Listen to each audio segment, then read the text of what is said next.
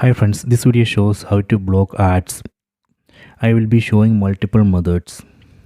Go to settings, tap on the settings app icon, go down, then select security and privacy, go down, select privacy, select other privacy settings,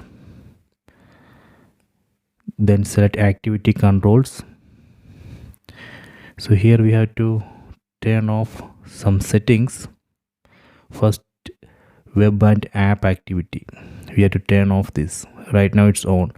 Let me turn off web and app activity. Tap on OK, tap on OK, done. Then turn off location history. So right now it's off. Then turn off YouTube history. So we have to turn off all this because Google will use this data to show ads. So better turn off this. Then personalized ads, we need to turn off this as well.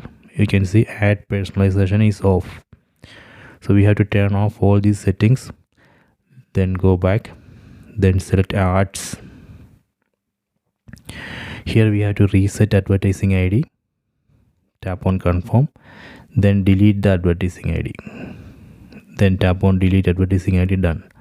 Because Google stores all data against this advertising ID, so based on that data it will show the ads. So better delete the advertising ID, so that way we can block the personalized ads. So I hope you have enjoyed this video.